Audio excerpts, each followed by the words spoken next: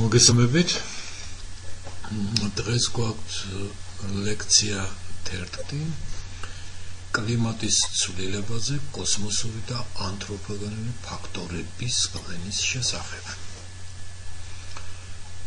ზოგადად ჩვენ წინა ლექციებზე შეძლების ფარგლებში რაც მოგცა ჩვენმა დრო, რისთვისაც გამოყოფილი გვაქვს სალექციო კურსი, ერთი ლექცია გვაქვს ჩვენთვის და ერთი პრაქტიკული და ერთი სემინარი, რომელსაც ვიყენებთ და გამოვიყენებთ ზოგიერთი დეტალის გასაკვებად, დასაზუსტებლად, ასევე გასათვლელად, რომ რეალურად ვიცოდეთ თუ რას ვაკეთებთ და პრაქტიკულადაც შეძლოთ გამოტვლების ჩაბა აი პატარ-პატარა დეტალებზე, რომლითაც შეიძლება შევაფასოთ კლიმატის ცვლილებასთან დაკავშირებული ზოგიერთი ფენომენი. სტრუქტურული ცვლილება, მაგალითად ფენის გადაადგილება.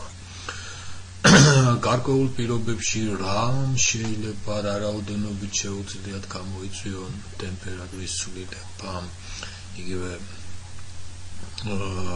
გლობალურად ნალექიანობის გაზდა დაკავშირებული ღრუბლიანობასთან, ტემპერატურის მომატებასთან, ან თუნდაც აციებასთან, ზოგიერთი კონდენსაციის პროცესები თუნდაც გარკვეულ სიმაღლეს და გარკვეულ რეგიონში. ერთი სიტყვით ჩვენ ამ მიმართულებით საქმე ბევრი გვაქვს. აი დღესაც ჩვენ ერთ ნაბიჯს გადავდგავთ მეტად საინტერესო საკითხის განხილვისას. ეს საკითხი არის ფართო და ამიტომ ვახსენებ პრაქტიკული და სემინარი, რომ მე იმედი მაქვს, რომ ჩვენ აი კონკრეტულ გამოთვლებს და შეფასებებს გავაკეთებთ და ასევე შევავსებთ იმ საკითხებით, რომელიც ჩვენ აი ამ საკითხის ირგვლივ გვჭირდება და ასევე გამოვიყენეთ იმისათვის, რომ ზოგიერთი რამეს მე გიპასუხოთ ან კონკრეტული გამოთვლებით გაჩვენოთ, რაც თქვენ გაინტერესებთ. დღეს ზუსტად კოსმოსური ფაქტორია, ცალსახად გასაზღვრული კოსმოსური ფაქტორის გავლენა, ეს არის galaktikuri კოსმოსური სხივების გავლენა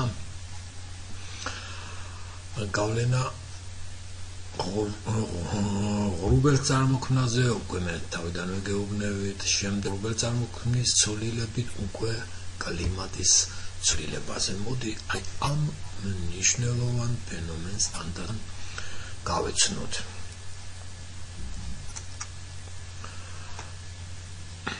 ესე იგი, ჩვეულებრივ მოდი დეფინიცია მივცეთ, ჩვენ გვექნება ლაპარაკი galaktikul კოსმოსურ სხივებზე და ასევე გვექნება ლაპარაკი მზის კოსმოსურ სხივებზე.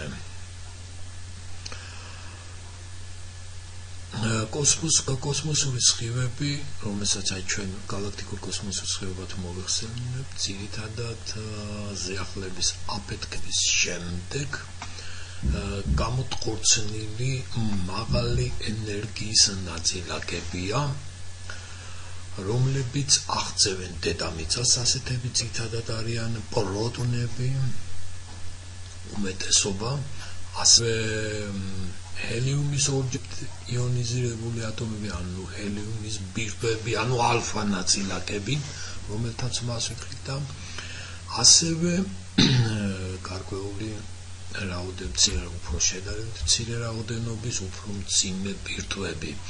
ამ სურათზე მე მაინც მინდა აღვნიშნო, რომ ზუსტად ერთ-ერთი ლამაზად გამოსახულია აი პროცესი, როდესაც ასეთი მაღალენერგიული ნაწილაკი შემოდის ატმოსფეროში, მას მოყვება სხვადასხვა რეაქციები, ძირითად შემადგენელ ატმოსფეროს ნაწილაკებს ეჯახება. ზოგიერთი გარდაქმნა მათი იონიზაცია და შემდეგ ამ იონიზაციური პროცესების გავლენა უკვე შესაძლებელია იყოს ღრუბელ დაფარვაზე, რადგან იონიზაციამ შეიძლება ხელი შეუწყოს კონდენსაციის ნუკლეიდის გაჩენას და შემდეგ თუ აქ ოთხი იყოფება ნაჭერთან ახლოს მდგომარეობაში მისი კონდენსაცია და შესაბამისად უბერს წარმოქმნის პროცესი გაზარდოს ან დაიწყოს სტიმულირება მიცეს კავშირი მექანიზმის როლი ითამაშოს და შემდეგ ნელ-ნელა ამაზე ვისაუბროთ. ესე იგი, როგორც მე უკვე გითხარით, კოსმოსები ძირითადად პროტონები წარმოადგენენ მაღალ ენერგიულ პროტონებს. 99% დაახლოებით პროტონებია.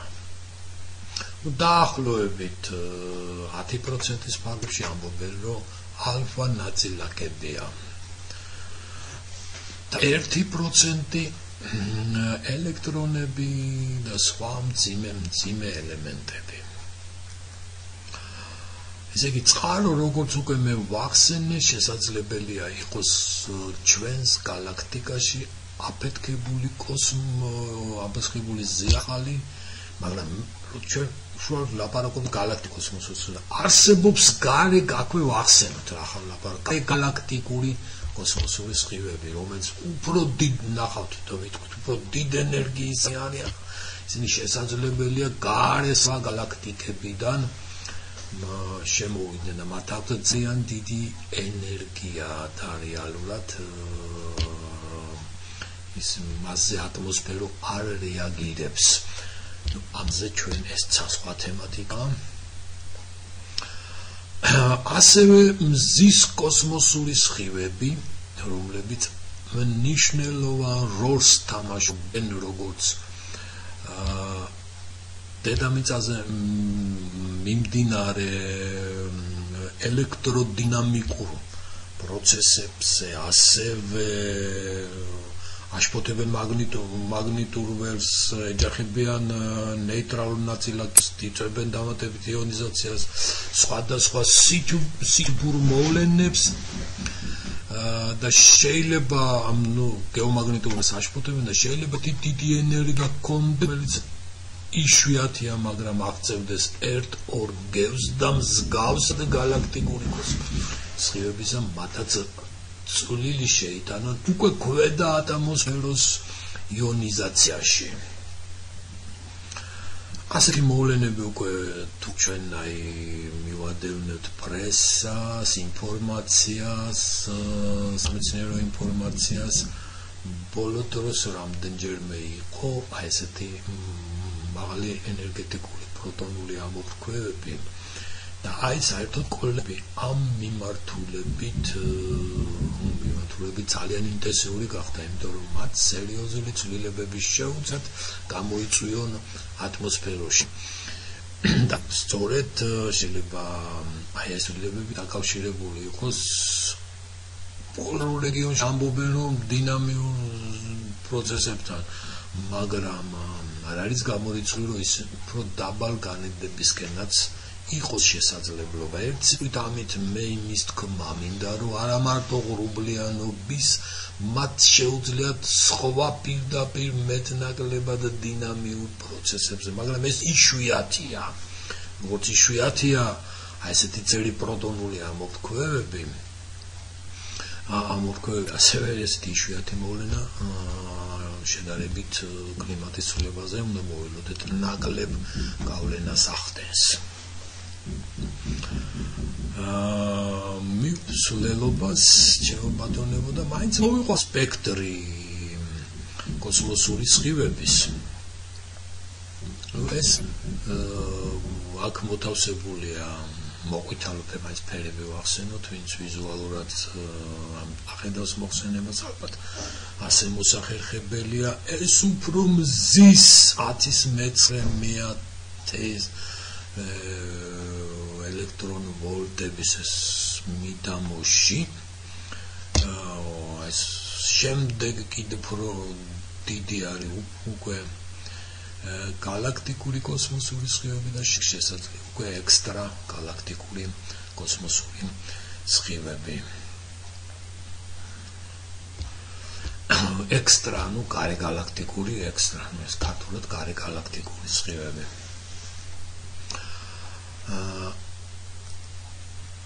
ესე ზუსტად ეთიკიდან მომდინარე ეს მნიშვნელოვანია და უბრალოდ იმიტომ მინდა ვახსენო, რომ დიდი ენერგია აქვს გალაქტიკურ კოსმოსურ სხივებს და პრაქტიკულად სისტემატურად არსებობენ. როცა მე ვახსენო, რომ მზისგან ამოფქვეული ენერგიული ნაწილაკები საკმაოდ იშვიათია. ასე 1-2 გევის გიგაელექტრონვოლტის პარკში საკმაოდ იშვიათია. ამდენ შესაბამისად ძნელია მათი დარეგისტრირება, როცა გალაქტიკური კოსმოსური სხივები სისტემატურად კი ისინი მე ვნახავთ ჩვენ მოდულირდებიან მზის ქარის მიერ, მაგრამ რეალურად ისინი ყოველთვის არსებობენ, გარკვეული ფონური მნიშვნელობა არსებობს, რომლის ყველა რეალურად იშვიათად რომ ისინი ჩამოვიდნენ მათი ნაკანტი. ამიტომ იყო რომ ჯერი პოეს როგორი პარადოქსიც არ უნდა იყოს, გალაქტიკური კოსმოსური სხივები 1912 წელს ეს ვიქტორ ჰესის მიერ იქნა ნაპოვნი. საინტერესოა რომ აი ახლა უკვე ფანა როცა იწყება ატმოსფეროს აქტუალური შესწავლა, როგორც მოგეხსენება ატმოსფერო არც თუ ისე დიდი ხნის შესწავლის საგანია, მე სრულყოფის შესწავლაზე მაქვს ლაპარაკი. იგივე ზედა ატმოსფეროს აღმოჩენა და ასე შემდეგ, სტრატოსფეროს აღმოჩენა და ასე შემდეგ. ხო და მიხდა აღმოჩენი ძალიან გენიალურად, რომ მისმა ელექტროსკოპმა ბალონზე, რომელიც ბუშტზე, ზონდი ბუშტზე იყო დაგებული, ბუშტები ზონდირება მე ხომ ხანდა ტერმინს, ეს ელექტროსკოპმა დააფიქსირა სიგნალი და ეთმი შეიტანა რომ ეს არ იყო მზისეული და შემდეგ მან გაზომა ჩაატანა მზისული დაბნელებისას და იგივე სიგნალი აღმოჩნდა და დაასკვნა რომ ეს არამზისეულია და მოდის კოსმოსიდან, კერძოდ ჩვენი გალაქტიკიდან და მოგვიანებით მას სრულიად დამსახურებულად მიენიჭა ნობელის პრემია ამ ბომბზე აღმოჩენისათვის. აი მოგვიანებით მოდებს ის კოსმოსურ სხივებსაც შევეხები, მაგრამ ჯერ შემოდიან ატმოსფეროში გალაქტიკური კოსმოსური სხივები, დიდი ენერგია აქვთ მას, შეუძლია მათი აქტიური ბომბარდირებისას ძირითად კომპონენტი შეუძლია წარმოქმნან ერთ სიტყვით ბიმეზონები წარმოიშვება, ნეიტრონიც, გამა კვანტიც, რომლებიც თუ შესაბამისი დიდი ენერგიის პირობებში ცხადია ისინი მათი მხელა ენერგია გაჩნიათ და უკვე ზედაპირს აღწევენ, სიღრმეში ჩადიან და სწორედ მათი დეტექტა ხდება მაღალი ენერგიების შემთხვევაში დედამიწის სპეციალურად გაკეთებული გრუნტში სადგურებით დედამიწის ზედაპირთან, ეგრეთ წოდებული ნეიტრონი მონიტორების საშუალებით, ასე ვთქვათ, ჩაბუღილის მაგვარ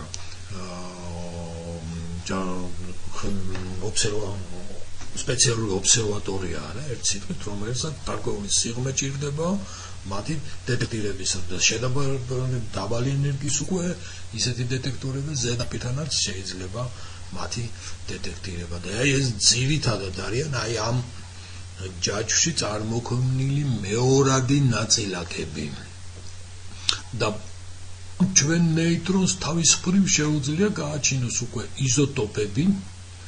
იზოტოპები, რომელიც ზუსტად შემდგომში მათ შესწავლაში მიიღებდა ცვლილებებში მონაწილეობას და ტიპიური მომყავს, რომელიც აღმოჩენა ძალიან მნიშვნელოვანი იყო და ახლა დიაგნოსტიკისთვის ერთ-ერთი ძალიან მნიშვნელოვანი ახშირბადის იზოტოპი, რომელიც აი მეორად ნეიტრონის ბომბარდირებით აზოტზე შეუძლია წარმოქმნას აი ნახშირბადის რადიონახშირბადი ან ნახშირის იზოტოპი, რომელსაც საკმაოდ იგი შეიძლება დაიშალოს ასევე კვლავ აზოტად ბეტა გამოსხივებით მაგრამ ნახევარდაშლის პერიოდი საკმაოდ დიდია 5568 წელი ეს ლიბიერი იყო გამოთვლილი მაინც ვიცოდეთ და ეს იმდენად მნიშვნელოვანი იყო მოგვიანებით მასზე ნობელის პრემია მიენიჭა ამ შრომებში ერთ სიტყვით ასეთი დიდი ხანგრძლივობის ის პირობებში მას შეუძლია ძალიან კარგი დეტექტორი შეასრულოს იმ ცვლილებებზე რომელიც ხდება კოსმოსური სხივებით ატმოსფეროს სტრუქტურაში და ითვლება რომ აი რაღაც 100,000 წლის განმავლობაში ის რაღაც გარკვეულ ფონურ მნიშვნელობას აღწევს. და ზუსტად მისი საშუალებით სხვა ეს ხიზრგოლები იქნება გრუნტში ხილუს საფარში ჭაბურღილში ფენოვანი სტრუქტურები სადაც აქვს რომელშიც ცვლილება აშკარად წავს ერთ-ერთი ფაქტორი სწორედ მისი შეცვლილობის საშუალებით დადგენა თუ აი ეს კოსმოსური ფაქტორი როგორ ვადიდებდა და რა კავშირი შეიძლება ქონდეს მას კლიმატის ცვლილებასთან აი ამ კოსმოსურ სხივებს, ასეთ გალაქტიკურ კოსმოსურ სხივებს შეუძლიათ ესე იგი როგორც ვახსენე მებრძოლისას იონიზაცია შეუძლია მათ ეს შეიძლება მრავალჯერადი იყოს მეორადმა ნაწილაკებმაც გამოიწვიონ ქმნიან თავისებურ აი ამ გაგებით ტრეკს შეიძლება აი მაგალითად თუნდაც ისეთ სიმაღლეებზე 2-3 კილომეტრი ხო სადაც ღრუბლიანობისთვის ძალიან მნიშვნელოვანი რეგიონია იგი კონდეს გაჯერება ახლოს ხო ოთხს შეიცავს და კარგი პირობებია რომ აი წარმოქმნას ხელი შეუწყოს ღრუბელთ წარმოქმნას და შესაბამისად ღრუბელი როგორც უკვე ვახსენეთ ამცირებს მზის პირდაპირ ღრუბელს პირდაპირ გავლენა არ აქვს კლიმატის ცვლილებაზე ღრუბელი წარმოქმნის ასე ამცირებს მზის პირდაპირ რადიაციას და შეუშლის დედამიწის სითბური გამოსხივების გადინებას რადგან იგი ინფრაწითელ გამოსხივებას აბნევს არატარებს ერთ სიტყვით არებს და შესაბამისად მსგავსი როლი შეუძლია შეასრულოს როგორც სათბურის გრმა. აი მოკლედ თუ რა გავლენა შეუძლია მას რატომ არის მნიშვნელოვანი კოსმოსური სხივები და კიდევ ვიმეორებ რომ აი ეს კოსმოსური სხივები უფრო სისტემატურად ასე ვთქვათ არსებობენ შემოდიან ატმოსფეროში სისტემატურად შემოდიან ატმოსფეროში და ამიტომ მის ცვლილებას შეუძლია წვლილი შეიტანოს კლიმატის ცვლილებაში ისეთი ენერგიული ნაწილაკები ასეთი ენერგიული ორ გევამდე რომ ვახსენეთ ძალიან იშვიათია მზის შემთხვევაში იმიტომ იყო რომ იშვიათი რაღაცა არის მოვლა საკმაოდ გვიან მოხდა მისი დეტექტირება ის თუ 1900 გალაქტიკურ კოსმოსში თუ 1912 წელს აღმოაჩინეს მზის კოსმოსური სხივები საკმაოდ დაგვიანებით 1900 იგივეათად ხდება და აი მე იმიტომ ვახსენე რომ რამდენიმე მოვლენა ბოლო მზის მაქსიმუმის დროს დაიმზირეს აი ესეთი ენერგეტიკული ნაწილაკების არსებობა იმიტომ ვახსენე რომ ეს ვიათია და ამიტომ შესაბამისად ნაკლებად შეუძლია კლიმატის ცვლილებაზე გავლენა იქონიოს. ესე იგი გალაქტიკური კოსმოსური სხივები პრაქტიკულად ყოველ დღე მოქმედებენ აი ამ და ცვლილის მიუხედავად მათი შედარებით ეს იშვიათი ცოტა მათი ეს ნაწილები წმოდიან მაგრამ ეს არის ყოველთვის არსებობს და შესაბამისად მათი ცვლილებაც ეფექტ გლობალურად შესამჩნევი უნდა იყოს და სწორედ აი ამ მიმართულებით იყო ჩატარებული კვლევები ცნობილი, რომელსაც ძალიან დიდი რეზონანსი მოჰყვა, ეს არც დიდი ხნის წინათ, ეს 1997 წელს მოხდა ის სვენსმარკის მიერ, რომ მან გლობალურად ღრუბელი დაფარვა, შეადარა გალაქტიკური კოსმოსის ინტენსივობის ცვლილებას და მიიღო შესანიშნავი კორელაცია აქ მოყვანილი და ზუსტად მოვიყვანე მე მისივე კომენტარია, იმას თქვენ მე გეტყვით და თქვენ თვითონ გაეცნობით ამას. ხო, ეს როდესაც უკვე ღრუბლიანობაზე გლობალური მონაცემები არსებობდა, ყველა ტიპის გაზო მათ შორის გადამწყვეტი მაინც თანამგზავრულია და აი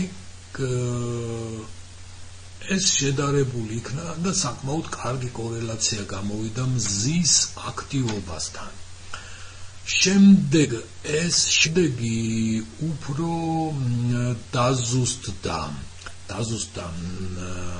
და რა კუთხით ყოველ ღრუბელთ დაფარვა ძირითადად ჯეობატონებო მიდის ვახსენოთ აქვე აი მე კიდევ ვიმეორებ ბევრი საკითხებია და აი პრაქტიკულებზე და თქვენ მე უნდა მკითხოთ შეიძლება ზოგიერთი რამე გამომრჩა და მომიწევს ამის თქვენთვის მოყოლა ან ლიტერატურის მითითება რასაც შევძლოთ ყოველ შემთხვევაში ჩვენ ამას ერთად შევეცდები რომ დინამიკი ერთად გავაკეთოთ. ღრუბლიანობა ფაქტიურად ძირითადად ღრუბლები 6 კილომეტრი და ქვემოთ არის იშვიათად, მაგრამ აი უფრო ზემოთაც არის. მოდი საშუალო ღრუბლები, მაგრამ ეს იშვიათი შემთხვევა.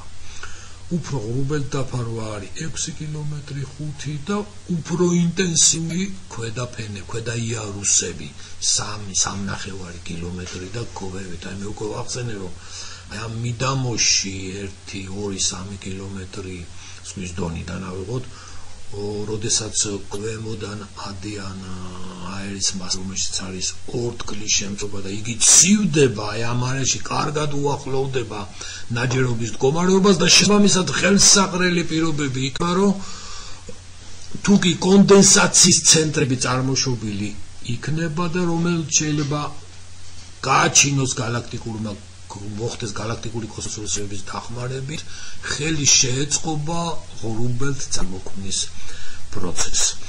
აი ეს პროცესი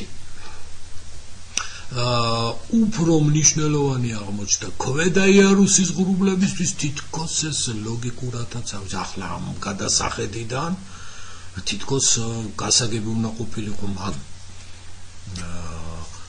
აი აქ ჩვენ ვხედავთ რომ კორელაცია ქვედაიარუსის ღრუბლებთან ის კარგი, ხოლო ზედაიარუსის ღრუბლებთან განშლადობა, გარკვეული განსხვავება არის. შემდეგ ზედაიარუსის ღრუბლები თითქოს პირიქით ქვედაიარუსის გლობალურ დათბობას უწევს. ეს სადაოა სხვათა შორის, ეს პროცესი რომ ნამდვილად ასეა დაზუსტებას საჭიროებს და რა კუთხით ამ წუთში გეტყვიდა ზედა ვთქვათ გლობალურ აციებას, რომ თითქოს იქ სითბოს გადინებას უწყობს.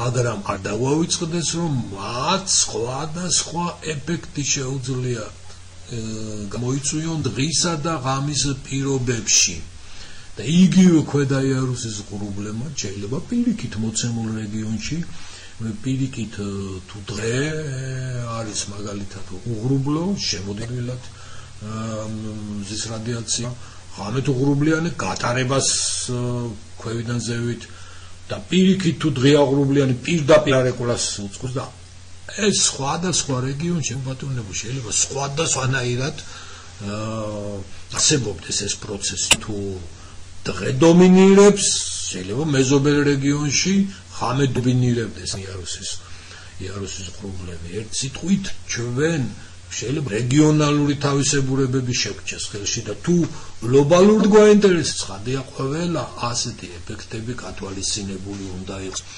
ეს უბრალოდ ერთ-ერთი მაგალითია იმისა, თუ რამდენად რთულია, აი არსებობს ეს ეფექტი, უდაოდ არსებობს და ძალიან მნიშვნელოვანია კლიმატზე მათი გავლენის, მაგრამ გასათვალისწინებელია აი ამგვარი ნიუანსი, რომელიც ალბათ, რა ვიცი, საკმაოდ სერიოზული შესწავლის საგანია, ეს უნდა მოხდეს გლობალურად, ინტეგრირებულად, მონიტორინგით, თანამგზავრებითაც და ყველა რეგიონში, ყველა იარუსის ღრუბლების ასე ჯამური ეფექტი სერიოზული გამოსათვლელია.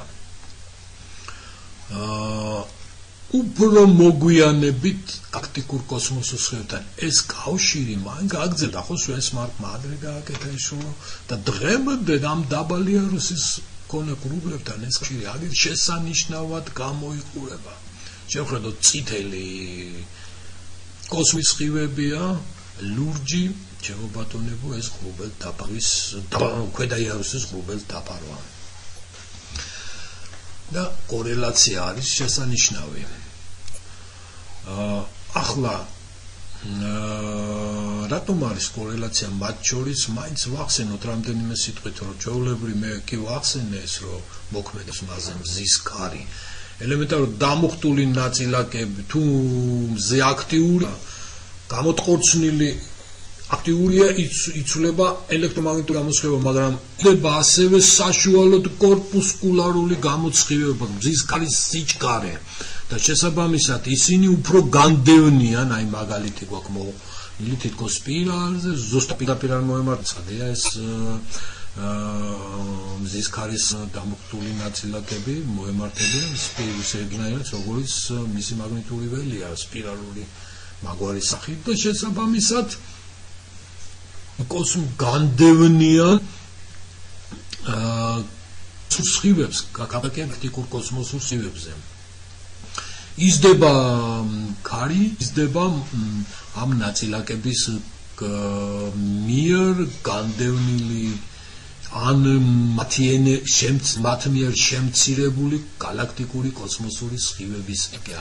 ერთ სიტყვით საბოლოო ჯამში ჩვენ გვექნება დეტექტირებული, როცა ზე აქტიურია galaktikuri კოსმოსური სხივების ნაკადის შემცირება. შესაბამისად, თუ შემცირდება იონიზაცია და ღრუბელთ წარმოქმნა დაიკლებს ატმოსფეროში. აი ასეთი ეფექტის საშუალებით ზე მაქსიმუმშია, galaktikuri კოსმოსური სხივების ინტენსივობა მინიმალურია.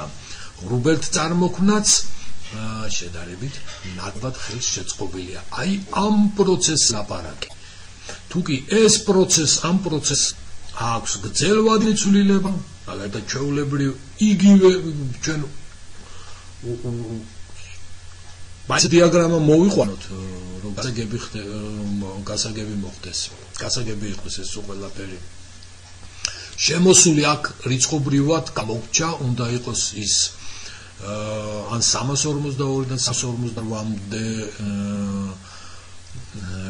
ვატი მეტრ კვადრატზე, რომელიც ეს ის მზის ენერგია, რომელიც დაახლოებით ატმოსფეროს ეცემა მზიდან საშუალო. მე ამას რამდენჯერმე ვიმეორებ და გავიმეორე. ზედა იარუსიდან ეს აირეკლებიან, ას ქვედა იარუსიდანაც აირეკლებიან, მაგრამ ქვემოდან ზემოთ ესენი არ ატარებენ და შეუძლიათ რადიაციულ ბალანსზე გავლენა იქონიოს. აი ეს პროცესი თუ გრძელვადიან ცვლილებას დაექვემდებარება, ასე ვთქვათ, ტრენდი ექნება, შესაბამისად გვექნება ტემპერატურის ტრენდი. აი ასეთი თუკი ეს მოვლენა არსებობს გრძელვადიან ცვლილებაზე, ეს გავლენა იარსებდა რატომ? ეს გრძელვადიანი ცვლილება შესაბამისად თუკი ზრდიობა 11 წლიანი ავიღოთ, ის კავშირია, ამას დემონსტრირებას გავაკეთებთ. თუ საკუნოვანია და იზრდება ინტენსივობა, მას უნდა მოყვეს galaktikuri კოსმოსური სხივების ღრუბლიანობის გაზრდა.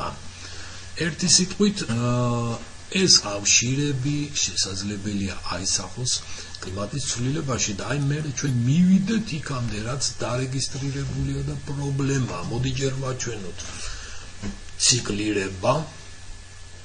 ჩვეულებრივ მზის ლაქებს ვიღებთ ხოლმე, მაგრამ ხანდახან უფრო მეტი სიზუსტისთვის შეგვიძლია ავიღოთ რადიოგამოსხივება, ლაიმან ალფა ან extremal double sixshiris spectri 100-105 ნანომეტრის გვევით და მისი ინტენსივობა ამჟამად ძალიან მნიშვნელოვანი ტობისკას ინდექსით და აი ტემპერატურის ცვლილება შევხედოთ და ლაქების ცვლილებას.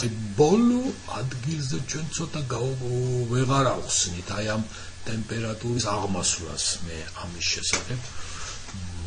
როდესაც მზის ეფექტებზე მქონდა ლაპარაკი, გავლენის კლიმატზე, მაშინ ვახსენე. აი მოდით შევხედოთ აი ეს როგორ გამოიყურება კოსმოსური სხივების შემთხვევაში. კოსმოსური სხივები აი ამ შემთხვევაში კლებულობს აი ბოლო მაქსიმუმის დროს და კოსმოსური სხივები ანტიფაზაშია მზის ლაქებთან. აი ანტიფაზაშია, ესე იგი კოსმოსური სხივები მე პირიქით ავთქვი, კოსმოსური სხივები იკლებს, როდესაც მზის ფაზაზე მაქსიმუმის ფაზაშია და პირიქით აი ბოლო ტემპერატურის ზრდის პირობებში აი კოსმოსური სხივების ინტენსივობა იზრდება. თითქოს აი აქ აი ზუსტად შემოვიდა რომ აი ანთროპოგენური ფაქტორია აი ეს კიდევ ერთხელ სადაოს ხდის კიდევ შეიძლება აქ ბუნებრივ ფაქტორებზე ლაპარაკი რადგან თუგი მაგალითად სხვადასხვა დროის ღრუბელთა დაფარვების ღამის აქ ბალანსია უსანგარიშებელი შეიძლება ასუბანიც ახსნილი გალაქტიკური კოსმოსური სხივების ცვლილებით. ნუ ასე დალებში ჩვენ დავიწყებთ აი მართლაც აქვს წილი, არ აქვს წილი და მაინც ეს რაოდენობრივად რო შევაფასოთ გვახსოვდეს რომ უნდა განვიხილოთ ზუსტი ეფექტები. დღეს ახლა თანამგზავრებიდან მიწისზე და ზუსტი მეთოდებით ბევრი მოვლენა გაზომვადია. ვიცოდე, მოდი რაოდენობრივად რასთან გვაქვს საქმე, მაინც ვიცოდეთ რა ეს საკმაოდ ვრცელი საანგარიშო და სათვლელი პრობლემებია, მაგრამ აი ვიცოდეთ არცებითი. დაბალ ენერგიის გევის და 10 გევის და შეუძლიათ გადიდნენ გეომაგნიტური ველის გავლენით. დიდია გეომაგნიტური ველის ზემოქმედება ერთი სიტყვით.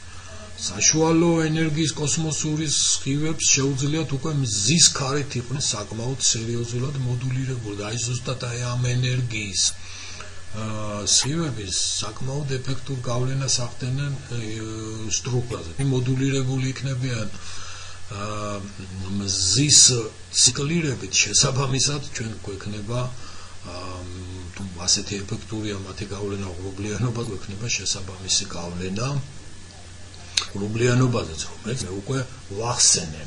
და დიდი ენერგიის სხივები, ნუ როგორც ვთქვით, მე უფრო დიდი ენერგიის ფაქტურად არ ურთიერთქმედებენ და მაგნიტური ველი როგორც დედამიწის ასევე მზის ქარი და მზის მაგნიტური ველი, ანუ საპლანეტაშორისო მაგნიტური ველი მას კლებად გადახრის, ანუ ასე ვთქვათ, შეამცირებს.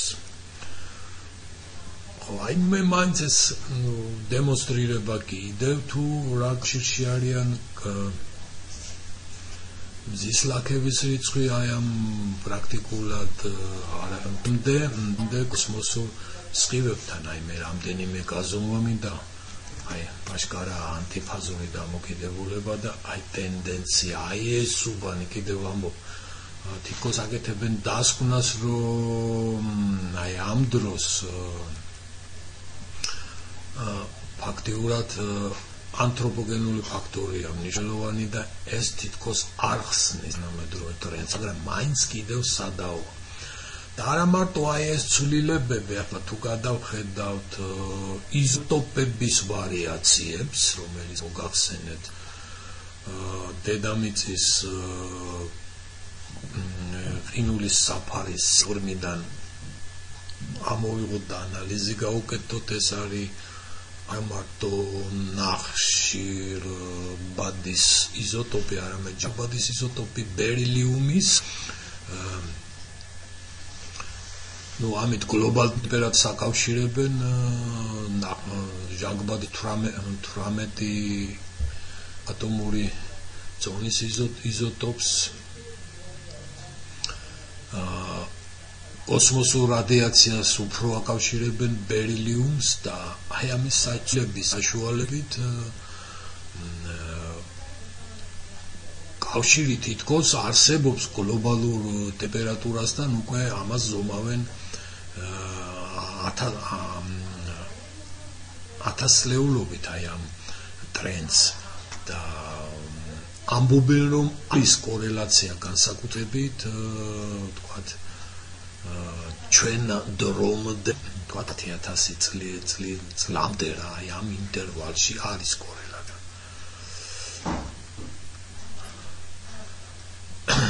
მზის გავლენა თუკი აი ამ რაოდენობრივად 40%-ია ესეთი ენერგიის სროლოგო და შესაბამისად მზის გავლენა დიდია და გავლენა მოსალოდნელია კლიმატზე და კიდევ დემონსტრირება იმისა რომ აი მზის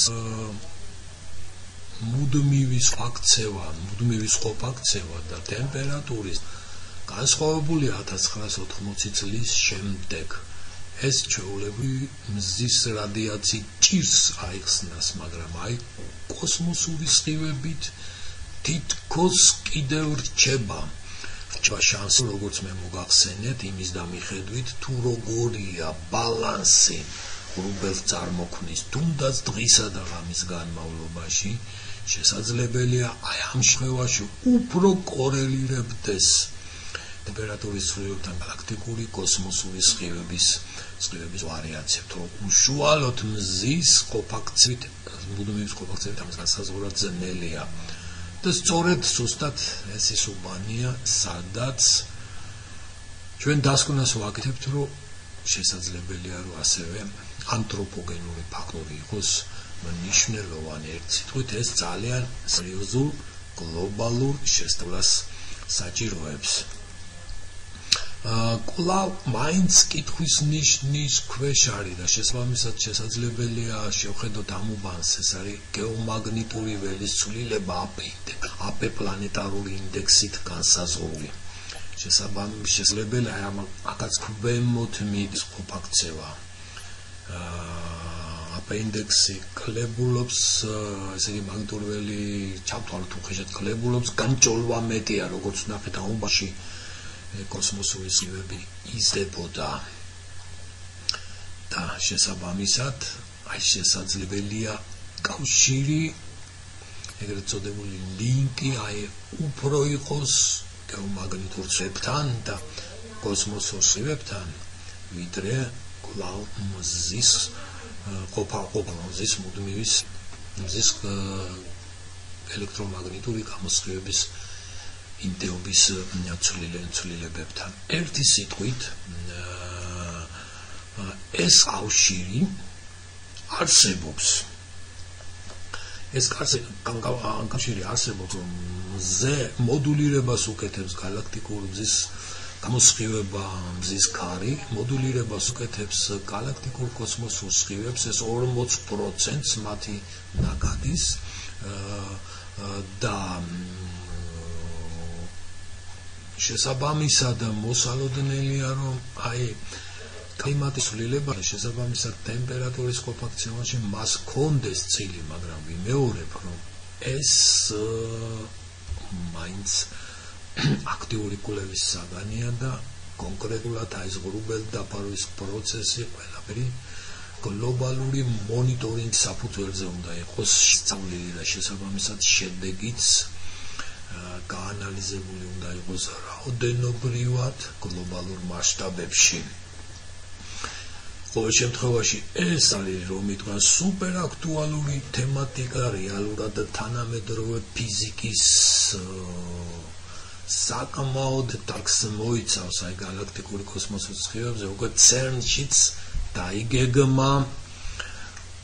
galaktikuri kosmoses gavlenis შესასწავლად CERN-ში ძნება მაღალ ენერგიული პროტონების დაჯახება სხვადასხვა ნაწილაკებთან და შესაძლებლობა თუ არის თუ არ შესაძლებლობა იმ პროცესების რომელიც თქვათ გრუბად წარმოქმნას შეუწყობდა ხელს ამით შესაძლებელია გაანალიზებული იყოს მაგრამ ვიმეორებ დღეს ეს მეტყვიან აქტუალური შესწავლის საგანია მალურ ყურადღებისათვის ველით შეკითხვებს